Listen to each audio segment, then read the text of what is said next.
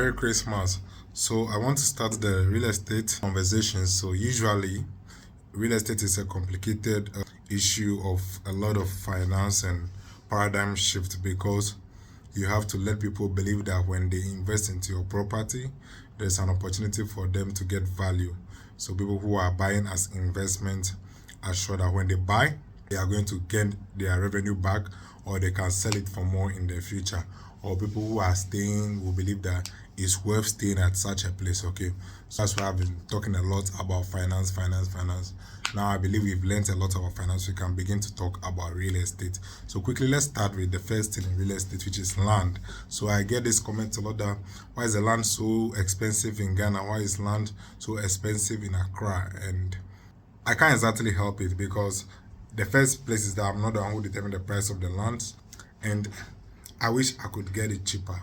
But there is something that determines price of lands. There are about five or even more things that determines the price of land, which we can add are virtually inevitable because if land is cheap, you and I cannot even get it in the first place because power brokers would have gotten it through other means. So land will certainly be expensive. Land will be as expensive as few people can afford. Okay, land will be as expensive as few people can afford forever and ever beyond our lifespan. So it's something that is going to be there forever. Okay, as long as someone is willing to pay for it, it will cost that much. So the first issue is scarcity. Yes, the land was made before we came, and then we are all concentrated in Accra. Okay, what if we were somewhere far away? We wouldn't have an issue. Land in my hometown is $1,000, $2,000, $5,000. Okay, but land in Accra is $50,000, $100,000, or even more when you go to cantonments and the like. So the moment there is high demand for it, the moment everybody wants to stay there, the land is going to cost more. There are different reasons why the land will cost more at such a place. And I believe in the other points you realize that when these things are in place, the land is certainly going to cost more. Okay, so we quickly go into this stuff and then hopefully it makes some more sense. The next issue is real estate value. So what makes land scarce is if developers or investors in any way believe or are interested in that place for any reason, which I'll state, the land will definitely cost more because land is one thing that is auctionable. Okay, if I buy it for 10,000 and there is someone who is willing to pay 20,000, I quickly sell it to him. Okay, so it keeps flipping until the last person who cannot get value for it is stuck with it.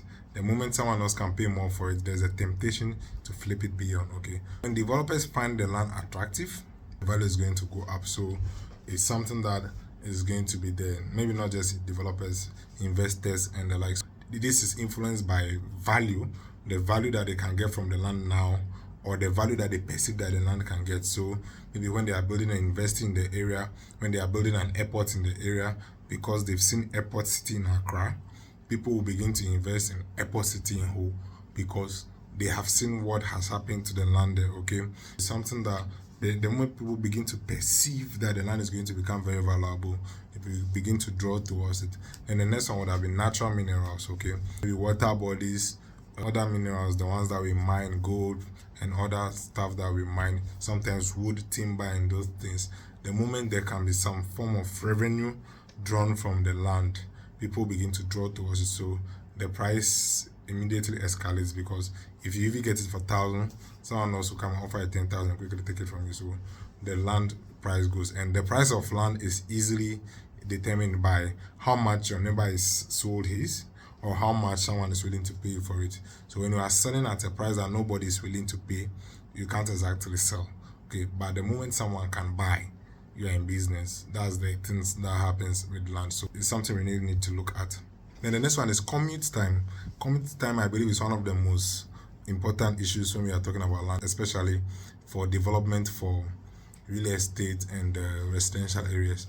How connected a place is, how the roads are, how good or bad they are, how much time it takes you to get to work. If you watch some of my very old videos, I was saying that you shouldn't stay more than 30 minutes from your workplace. Okay, so if all the industries are in some particular area, a radius around that area is going to become very valuable. Okay, if all the industries or if all the offices are in some particular area, when the airport is somewhere, job opportunities are there, people are working in the airport, they would like to stay just close by. They will only stay as far as they can afford. So if they cannot pay, they move further out of town until they can afford it. Anybody who can really afford it will stay as close to downtown as possible. Okay, unless downtown is like Jamestown.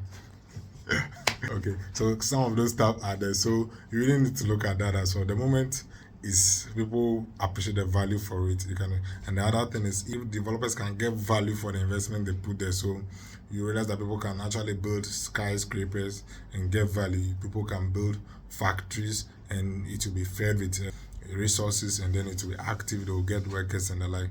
The price keeps going up. So the price of land is not something that the government can help or the seller of the land can help. Okay, we've heard jokes that people will tell you that if you cannot buy it, don't worry, but tomorrow by this time someone else would have come to pay. Okay, so if you ever get one that is costing less, if you can tell that it doesn't have any legal issues, it's a good investment to make and probably quickly flip it. Okay, I hope that is fair enough, but that's how I feel about land and its prices.